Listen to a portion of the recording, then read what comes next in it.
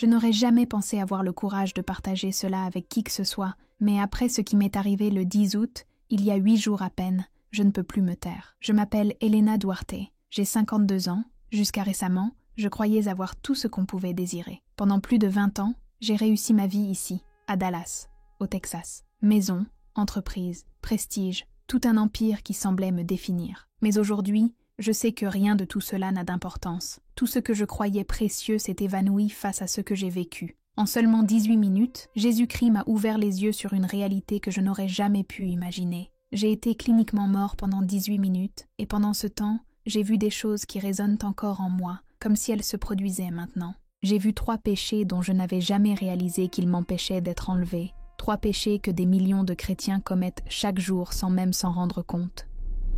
Avant de vous raconter ce qui s'est passé, j'aimerais que vous m'écoutiez avec un cœur ouvert, car ce que je vais partager ici pourrait complètement changer votre vie, tout comme la mienne.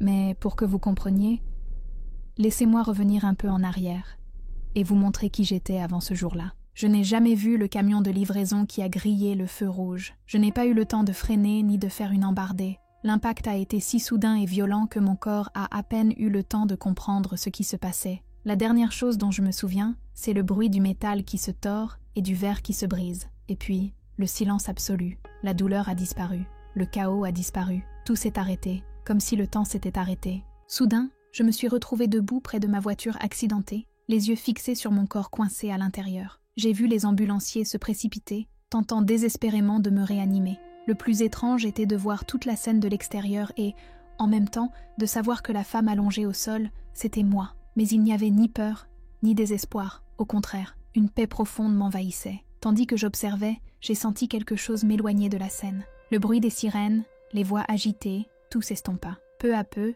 je me retrouvais dans un endroit qui semblait hors du commun. Il n'y avait pas de tunnel, comme tant de gens le décrivent. J'étais dans un espace immense et silencieux, illuminé par une lumière dorée indescriptible. Elle ne provenait d'aucun point précis, mais emplissait tout, comme si elle était vivante, comme si c'était de l'amour pur. Et puis la lumière a commencé à prendre forme. D'abord subtilement, comme une image floue se révélant lentement, jusqu'à ce qu'il devienne impossible de ne pas la reconnaître. C'était Jésus. Il marchait vers moi, et dès que je l'ai vu, j'ai su exactement qui il était. Sa présence était si puissante, et pourtant si pleine d'amour, que tout en moi voulait m'agenouiller devant lui, non par peur, mais par adoration. Ses yeux, je ne peux les décrire. C'était comme s'ils contenaient toute la compassion et la vérité de l'univers. Quand il me regardait, je me sentais complètement exposée, totalement connue, totalement aimée, malgré toutes mes erreurs. Mais il y avait autre chose dans ce regard. Ce n'était pas de la colère, c'était une profonde tristesse, une déception qui me transperçait l'âme, plus que n'importe quelle parole dure n'aurait pu le faire. « Claudia », dit-il d'une voix à la fois douce et ferme, comme la musique et le tonnerre, emplie d'une autorité indiscutable. Ma fille, il y a encore beaucoup de choses que tu ne comprends pas sur ce que signifie vraiment me suivre. » J'essayais de lui répondre, de lui dire combien je l'aimais, combien j'avais essayé de le servir, que j'étais prête à être avec lui pour toujours. Mais aucun mot ne sortit. Je ne pouvais que pleurer, non pas de douleur, mais d'intensité en sa présence. Jésus a levé la main, et sans même me toucher, j'ai senti son amour imprégner tout mon être. C'était comme un baume qui guérissait toutes les blessures cachées, comblant tous les vides que je portais. Puis il a dit: « Je connais ton cœur. Je sais que tu m'as servi selon ta compréhension. Mais il y a 3 péchés dans ta vie dont tu n'as jamais pris conscience. 3 péchés qui, s'ils n'étaient pas brisés, t'empêcheraient d'être pris quand je viendrai chercher mon épouse. » Mon cœur a failli s'arrêter. Comment était-ce possible? Je me considérais comme une chrétienne fidèle. J'allais à l'église, je faisais des offrandes, je priais. Quel péché pouvait bien m'empêcher d'être enlevé? Mais avant que je puisse me défendre, Jésus a continué: « Je vais révéler ces péchés, non pas pour te condamner, mais pour te libérer. Ce que tu vas voir ne te concerne pas seulement, Claudia. Il s'agit de millions de mes enfants qui se croient prêts, mais qui sont prisonniers de péchés qu'ils ne reconnaissent même pas. Autour de nous, tout a commencé à changer. J'ai commencé à voir des scènes de ma propre vie, mais d'une manière complètement différente, comme à travers le regard de Dieu. Et le premier péché m'a brisé. Il était si subtil, si normal dans mon quotidien, que je ne l'avais jamais considéré comme un péché. Au contraire, je l'avais toujours considéré comme une vertu. Alors Jésus dit, d'une voix douce et triste: « Voyez comme l'amour de l'argent est devenu votre maître, alors même que vous pensiez qu'il était votre maître. » Soudain, je me suis revue, il y a des années, assis à la table de la cuisine au petit matin, entouré de papiers et de rapports financiers. Je me suis revue allongée dans mon lit, incapable de dormir, ne pensant pas à Dieu, mais calculant les profits, planifiant des affaires, rêvant uniquement de gains. Je me suis retrouvée à prier à toute vitesse pour me remettre au travail. Je me suis souvenue de l'époque où j'écoutais des sermons à mi-chemin, l'esprit déjà occupé à conclure des affaires immobilières. Je me suis souvenue que je mesurais mes bénédictions, non pas à la foi ou à la présence de Dieu, mais en dollars et en mètres carrés. Et Jésus m'a clairement fait comprendre que ce n'était que le début. Il me restait encore 2 péchés à me révéler, et ce qui allait suivre serait encore plus douloureux. « Ce n'est pas seulement la prospérité, Claudia, » dit-il avec une fermeté qui me transperça l'âme. « C'est de l'idolâtrie. Tu as fait de l'argent ton Dieu, et tu l'as servi avec plus de dévouement que tu ne m'as jamais servi. À cet instant, j'ai voulu me justifier. J'ai repensé aux offrandes que j'avais faites, aux dons que j'avais faits, aux fois où j'avais utilisé mon succès pour aider les autres. Mais face aux images qu'il me montrait, il n'y avait plus d'excuses. J'ai vu la vérité. Je me suis retrouvée à courir après des sans-abri, sans m'arrêter pour les aider parce que j'étais en retard à une réunion. Je me suis retrouvée à préférer les réunions d'affaires aux réunions religieuses. Je me suis retrouvée à troquer les études bibliques contre des études de marché. Et ce qui m'a le plus blessée, c'est de réaliser comment j'ai enseigné à mes propres enfants, par mes actions, que la réussite et la sécurité financière passent avant la foi et la croissance spirituelle. Jésus cita alors la parole elle-même. L'amour de l'argent est la racine de tous les maux. Vous avez aimé l'argent plus que les hommes. Vous avez eu plus confiance en vos richesses qu'en moi. Vous avez servi Mammon en pensant me servir. Les scènes devenaient de plus en plus pesantes. Je me voyais calculer ma dîme au centime près, veillant à ne jamais donner plus que le minimum. Je voyais mes choix égoïstes, dépenser dans des restaurants coûteux et des vêtements de marque, tout en donnant des sommes minimes aux missions ou aux personnes dans le besoin. Je voyais le mépris dans mon cœur quand quelqu'un me demandait de l'aide financière, comme s'il était un obstacle à mes projets. Jésus dit alors, « Ton trésor est sur terre, et là où est ton trésor, là aussi sera ton cœur. Comment pourrais-je t'emmener au ciel si ton cœur est encore attaché aux choses de ce monde ?» La première vision s'est estompée, mais son poids est resté en moi. J'avais vécu une foi de façade, me trompant moi-même pendant des décennies, mais Jésus n'avait pas encore terminé. Le climat a changé une fois de plus, et je savais qu'un autre péché allait être révélé. « Ma fille, dit-il, le deuxième péché est encore plus dangereux, car il se déguise en vertu. Vois comme l'orgueil a contaminé ton service envers moi. » Et de nouvelles scènes ont commencé à émerger. Je me suis retrouvée à l'église, mais au lieu de prier humblement, je comparais mes vêtements à ceux des autres femmes. Je jugeais en silence les enfants des autres, leur situation financière, et je me sentais supérieure grâce à ma réussite, à ma famille structurée et à mes dîmes. Je me suis retrouvée à diriger le groupe de prière des femmes. Ce qui aurait dû être un moment de service s'était transformé en une tribune pour mettre en valeur mes connaissances bibliques et ma maturité spirituelle. Mes paroles ressemblaient à des conseils, mais mon ton était froid, arrogant et dénué de compassion. Je n'aidais pas, je me la pétais. Jésus m'a alors parlé avec une douleur qui m'a brisé le cœur. Tu es devenu l'étalon par lequel tu juges les autres. Tu as oublié que tous sont péchés et sont privés de ma gloire, toi y compris. Ta justice n'est plus qu'un vêtement souillé, car elle est mêlée d'orgueil. Les scènes étaient insupportables. Je revoyais mes pensées de mépris pour la mère célibataire à l'église, l'ancien toxicomane en quête d'un nouveau départ, la femme âgée qui avait à peine les moyens de payer ses médicaments. Je prétendais être reconnaissante d'avoir été bénie, mais au fond, ce n'était que vanité déguisée. Le pire, c'était de me retrouver en train de prier dans mon élégant bureau, entouré de diplômes et de récompenses. Au lieu d'être humble, je me vantais presque devant Dieu, comme si mes réussites me rendaient un plus digne de son amour. Puis il dit, « L'orgueil précède la chute. Tu croyais que ton succès te rendait plus spécial à mes yeux, alors qu'en réalité, je suis venu sauver les humbles et les brisés, et non ceux qui pensent ne pas avoir besoin de pardon. » J'ai pleuré comme jamais auparavant. Pour la première fois de ma vie, j'ai vu le véritable état de mon cœur. Je n'étais pas la chrétienne exemplaire que j'avais toujours cru être. J'étais une pécheresse orgueilleuse, aveugle et trompée. Et pourtant, Jésus m'a clairement fait comprendre qu'il restait une révélation, la plus douloureuse de toutes. Le troisième péché, Claudia, est le plus triste de tous, car il concerne ceux que j'ai placés le plus près de ton cœur. Vois comme tu n'as pas aimé ta propre famille comme je te l'ai appris. Et soudain, les images ont changé à nouveau. Je me voyais maintenant avec mon mari, Ricardo. Non pas l'épouse aimante que j'imaginais, mais une femme critique et autoritaire qui dépréciait ses opinions et le traitait plus comme un employé que comme un compagnon. Cette scène me rappelait d'innombrables dîners où je ne parlais que d'affaires, de signatures de contrats et de réussites personnelles, sans même demander à mon mari comment s'était passée sa journée, ni manifester un réel intérêt pour ses sentiments. Je revivais des moments où je prenais des décisions financières importantes sans le consulter, convaincue que, parce que j'étais la plus prospère, j'étais la seule capable de tout gérer. Puis j'ai entendu la voix de Jésus, ferme et tendre à la fois. Tu n'as pas honoré l'époux que j'ai placé à tes côtés. Au lieu de l'aimer et de vivre dans l'unité, tu as essayé de le contrôler et de le dominer. Ton mariage devrait refléter ma relation avec l'Église. Mais ce que j'ai vu chez toi, c'est l'orgueil et l'égoïsme, au lieu de l'amour et du sacrifice. Puis ma vision a changé, et je me suis vue avec mes enfants. Et ce que j'ai vu était encore plus douloureux. J'avais exigé d'eux la réussite scolaire et professionnelle, mais je m'étais rarement souciée de leur foi et de leur développement spirituel.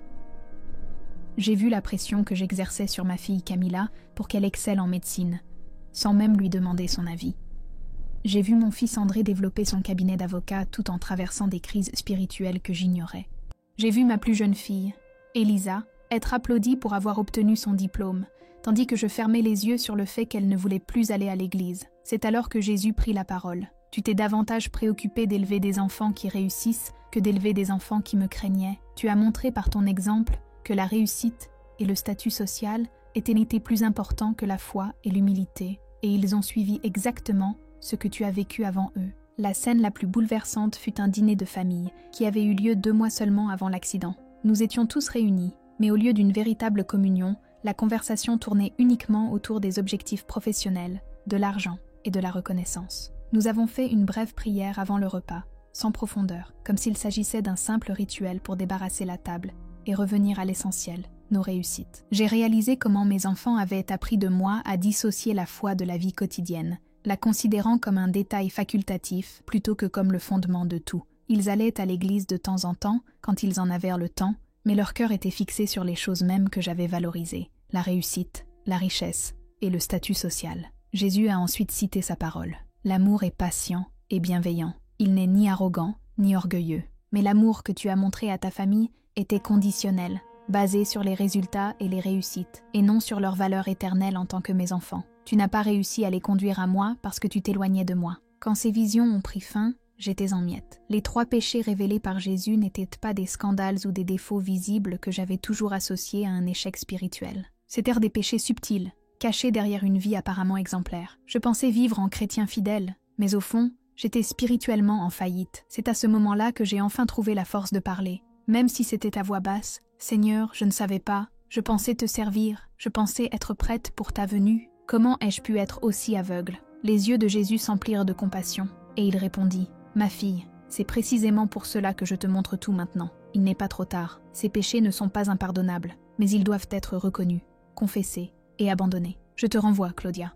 Non pas parce que ton heure est venue, mais parce que tu as une mission. Tu dois changer de vie et avertir ceux qui sont prisonniers des mêmes illusions. » Ces paroles me tombèrent dessus comme des pierres, mais en même temps, elles m'apportèrent de l'espoir. J'ai compris que retourner à la terre signifiait ne plus vivre la vie confortable que je connaissais. Tout allait devoir être différent. Cela m'effrayait, mais me remplissait aussi d'une étrange joie. Les larmes aux yeux, je me suis demandé « Mais Seigneur, comment puis-je changer ma vie? Comment puis-je me défaire de schémas si profondément ancrés en moi ?» Jésus a souri, et dans ce sourire j'ai vu non seulement l'amour, mais aussi l'espoir. Il a dit « Tout comme un arbre change ses fruits, vous pouvez changer aussi. Laissez-moi simplement transformer la racine. » L'amour de l'argent, l'orgueil et le manque d'amour véritable ne sont pas des péchés distincts. Ils naissent du même cœur qui s'est placé au centre de sa vie, au lieu de me placer au centre de tout. D'un geste, il transforma à nouveau l'espace autour de nous. Cette fois, ce n'étaient moi plus des souvenirs de mon passé, mais des visions de ce qui pouvait encore être. Je me retrouvais assis à table avec Ricardo,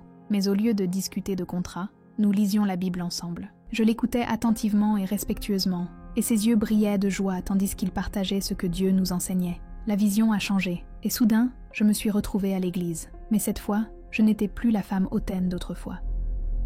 Je me suis retrouvée à genoux près d'une jeune mère célibataire, la serrant contre moi tandis qu'elle pleurait sur ses difficultés.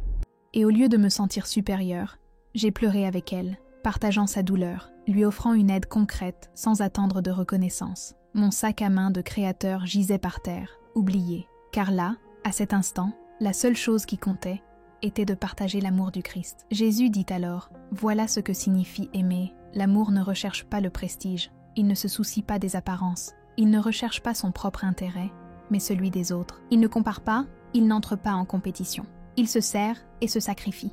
La scène suivante m'a conduit à mon agence immobilière, mais quelque chose était différent. Un sans-abri avait franchi la porte et au lieu de demander à la sécurité de le faire sortir, j'étais assis avec lui, partageant mon repas et écoutant son histoire.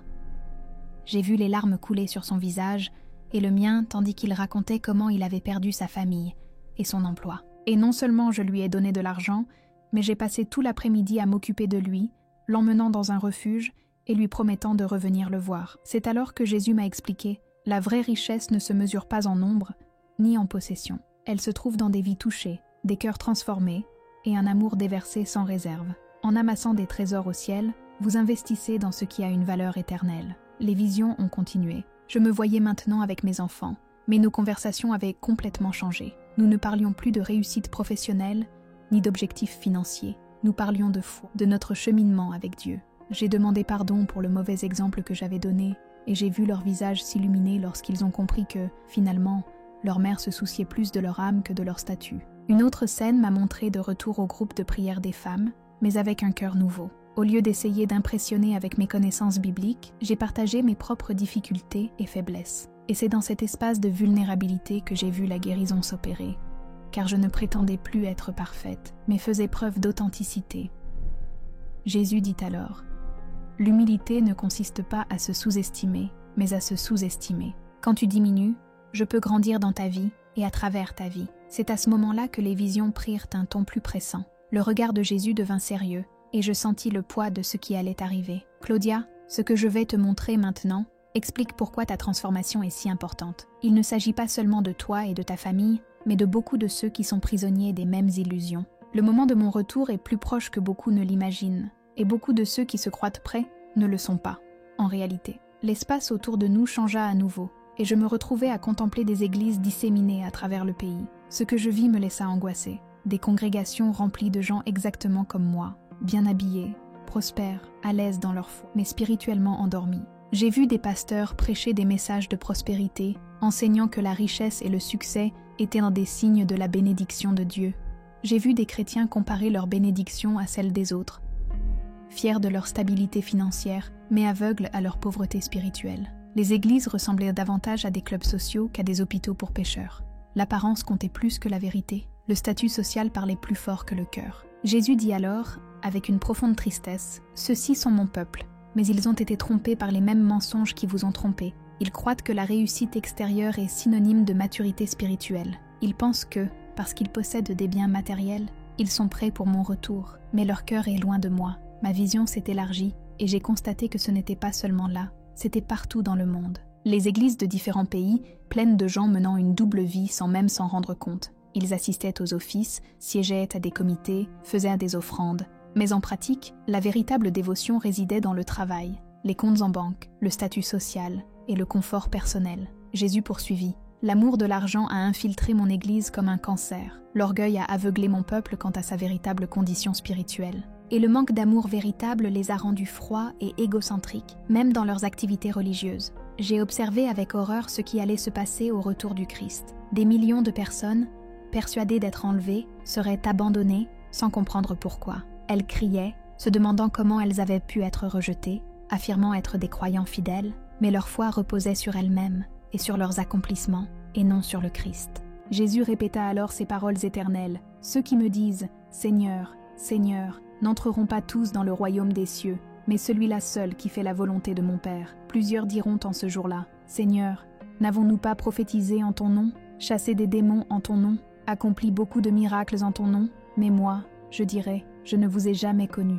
Éloignez-vous de moi. » Le poids de cette révélation m'a écrasée. J'ai pensé à tant de personnes que je connaissais dans mon église, des personnes qui semblaient spirituelles, mais qui étaient tout aussi bloquées que moi. Et Jésus a tourné son regard vers moi et m'a dit « C'est pourquoi je te renvoie, Claudia, tu apporteras un avertissement à mon peuple. » Jésus m'a dit que l'Église devait se réveiller avant qu'il ne soit trop tard. Les 3 péchés qu'il m'avait révélés se propageaient comme une épidémie parmi les chrétiens, et le temps pressait. Puis vint la vision finale, qui me coupa le souffle. J'ai vu Jésus lui-même descendre du ciel avec un cri puissant, la voix d'un archange, et la trompette de Dieu retentir sur toute la terre. Les morts en Christ ressuscitèrent, et ceux qui étaient vivants et prêts furent enlevés à sa rencontre dans les airs. Mais ce que j'ai vu ensuite m'a brisé le cœur. Des multitudes de personnes qui se considéraient comme chrétiennes, qui allaient à l'église, servaient dans des ministères, et se croyaient prêtes furent abandonnées au désespoir. Et Jésus m'a dit avec une autorité qui m'a profondément bouleversée, l'enlèvement n'est pas réservé à ceux qui se disent simplement chrétiens, mais à ceux qui m'ont véritablement fait Seigneur de leur vie.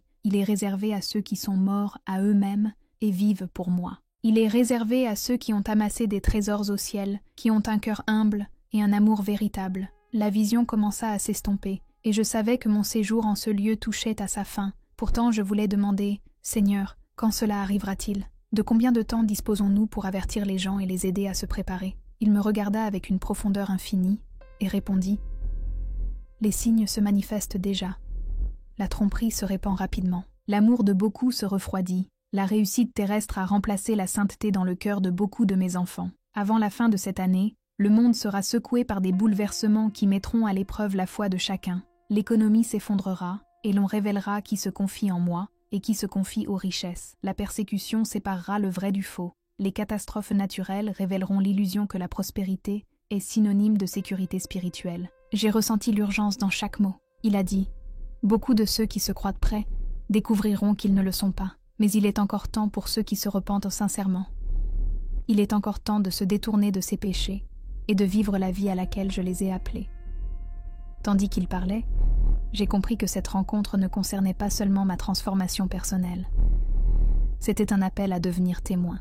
Je devais avertir les autres avant qu'il ne soit trop tard. La lumière autour de Jésus a commencé à briller encore plus fort, et j'ai su que j'allais être renvoyée. Ces dernières paroles résonnèrent en moi comme un feu gravé dans mon âme. « Claudia, souviens-toi d'une chose par-dessus tout. Je reviens bientôt, plus vite que beaucoup ne le croient, plus tôt que la plupart ne s'y attendent. L'amour de l'argent, l'orgueil et le manque d'amour véritable ne sont pas seulement les péchés qui t'ont éloigné, mais ceux-là même qui retiennent des millions de personnes. Tu dois les avertir que la pratique religieuse sans transformation du cœur est vaine. La réussite dans ce monde ne signifie rien s'ils ne sont pas prêts pour l'autre. Va leur raconter ce que tu as vu. Je ne te quitterai jamais. Je ne t'abandonnerai jamais. » J'ai senti mon esprit être tiré en arrière, traversant des dimensions inexplicables, jusqu'à ce que je retrouve mon corps brisé sur le sol de cet hôpital. Mais ces paroles continuaient de brûler en moi. Je reviens bientôt. Mes amis, je ne partage pas cette expérience pour susciter la peur, mais pour vous réveiller, comme je l'ai été moi-même. Nous vivons les derniers instants avant le retour du Christ. Les tromperies qui m'ont presque éloigné sont omniprésentes. Examinez votre cœur. Examinez vos priorités. Si Jésus revenait aujourd'hui, seriez-vous vraiment prêt ou seriez-vous désemparé de réaliser que vous avez été laissé pour compte? L'avertissement a été donné. Le choix vous appartient désormais. Le temps presse, mais la grâce de Dieu est encore disponible pour ceux qui s'humilient et se repentent. Ne laissez pas l'orgueil, la cupidité ou la froideur vous voler votre éternité. Avant de terminer ce témoignage, j'aimerais vous demander quelque chose. Si vous êtes arrivé jusqu'ici, c'est que Dieu vous a parlé d'une manière ou d'une autre. Alors, laissez un commentaire pour nous indiquer d'où vous regardez la vidéo, afin que nous puissions prier pour votre nation. Abonnez-vous à cette chaîne et activez la cloche pour ne manquer aucun message. Et surtout, partagez cette vidéo avec au moins 3 personnes que vous aimez. Un simple geste peut sauver une vie, raviver la foi et ramener quelqu'un dans les bras de Dieu. Que le Seigneur vous bénisse et vous guide toujours dans sa vérité.